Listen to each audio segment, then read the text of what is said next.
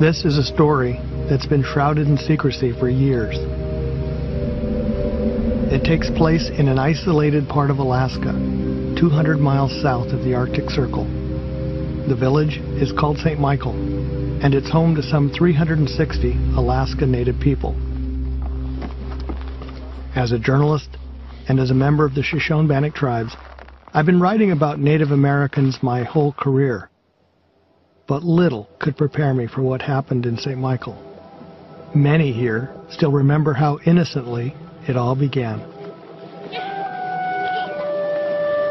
Growing up, there's so many good memories. The thing I enjoyed the most was the community gathering. The community being together as one and having fun. It was good to see people happy. My grandpa taught me how to hunt and fish. I used to love to go out with him, go fishing, hunting and trapping. My earliest memories was people who were very devoted Catholics. We went catechism right out of school. We ran straight across to the church. We were right next to the Catholic church from the old school. The church in St. Michael was built in the early decades of the 20th century as missionaries helped spread Catholicism across Native Alaska. Before the white man came, the Eskimos believed that everything had a spirit. We respected everybody and we knew that there was somebody up there taking care of us. Now almost everybody here is Catholic. To run the parish in St. Michael, the church sent Father George Endall. One of the state's pioneer priests, Endall moved from church to church throughout Alaska before landing in St. Michael in 1968. He brought with him a church volunteer named Joseph Landowski, who he'd given a job to years earlier. We don't know a lot about him. He's somewhat of a mystery. Endall brought him in as a sort of a novice master at the school. He was, we were told, placed in charge of the boys' dormitory. In St. Michael, Landowski would train to become a deacon, but the people here looked up to him as a priest all along. He had a really nice singing voice. His voice was very nice at saying prayers. At the time I worked as altar boy too with him.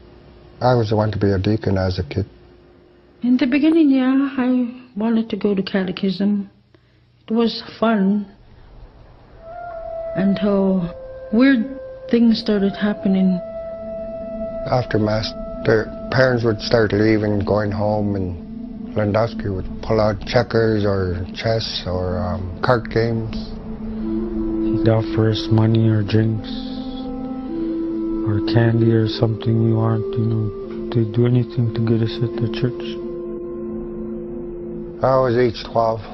When he asked me to go in the bedroom with him, I was asking him what for, and he said I would find out, so I followed him in. I was kind of afraid though, because when he shut the door and locked it, he pulled my pants down and he takes his false teeth off, put them on a dresser. I was just a kid, didn't know nothing. Father Endall and Joseph Landowski, they couldn't stop molesting me when they started. It was almost an everyday thing. Father Endall was telling me that it would make me closer to God. Father Endall and Joe Landowski moved through a series of Alaska villages, always in very remote parts of the state, always with no one there to supervise them except themselves. They were a law unto themselves, and they did whatever they wished. There would be other abusers associated with the church in St. Michael. One seemed to favor exposing himself to girls. When it first happened to me, I was 5. I can remember the day putting my head down when I saw him come out with no clothes, and I was scared. The next thing I remember, somebody was touching me on my arm. He would ask if we wanted to touch his private area, and he would say he would give us candy or give us a good prize. This was 1970. It was absolutely unthinkable that the Catholic Church could be involved in the sexual abuse of children. There was nowhere for the kids to hide. There was no one they could talk to. The adults believed the abusers over their own children. It was a perfect storm for molestation. He told us that if we told anybody, they wouldn't believe us because he worked for the church, he worked for God. And he was right. Nobody would believe us.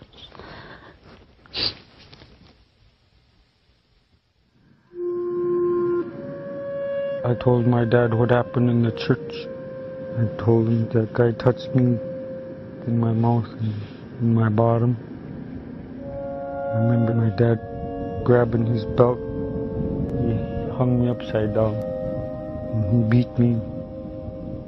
Told me never to blame priests like that. My dad went out. He came back pretty drunk.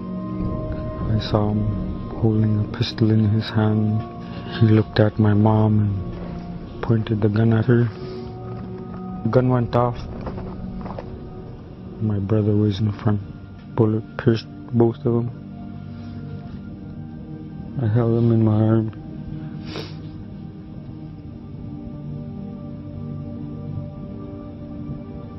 My brother didn't have to die just because I told my dad the truth. The abuse in St. Michael would continue for 5 more years, as Ben and the others suffered almost daily molestation. Then, one day, in the summer of 1975, Joseph Landowski would finally be caught in the act. My cousin Martha came and she saw what Joseph was doing and she screamed and she said, "Oh, Ben, I'm gonna go tell, I'm gonna go tell." He went after her and tried to give her money or candy just to stop her from talking. She said, "No, leave me alone," and then she went running out. As word spread, pressure mounted on Father Endall to act. The police were not called. Even when there was an eyewitness to the abuse, the authorities were not called. The church handled it internally. Landowski was transported out of the town and left the state, and as far as we know, never returned. But Father Endall stayed. Through it all, he remained revered and above suspicion. Although for 8 more years, he would continue to molest the boys and girls of St. Michael. Under Father Endall's watch, nearly 80% of the town's children, literally an entire generation, were molested.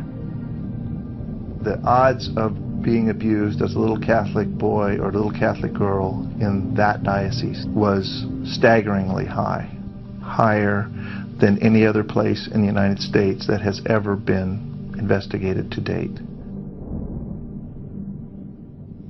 There's a lot of people that will not acknowledge this pain. The hurts and the suffering here, you can tell in their eyes. They're trying to run away from it, but it's always there. Ultimately, several dozen priests and church workers would be named as abusers. Not just in St. Michael, but in Alaska Native villages across the state. Few were as widely known at the time as Father James Poole. The host of a popular Catholic radio program, Poole was once profiled by People magazine as one of Alaska's hippest DJs. But decades later, he would be named as an abuser by almost 20 different girls and women. The first to step forward was Elsie Boudreau. Father Poole would have me sit on his lap, straddling his legs, and we would French kiss for hours. He would tell me that he was my friend and that he was my brother my father, and my lover. Boudreau said the abuse lasted for almost 10 years. And on one occasion, she said, Poole raped her. Finally, she moved away and made a new life for herself in Anchorage. Were you going to watch the game? Yeah. Did you have it recorded? She married and started a family. But then, she said, the memories of the abuse became inescapable. When my daughter turned 10, the age that I was when the abuse began, it was really hard to shield the fact that I was sexually abused. It was like flooding my consciousness.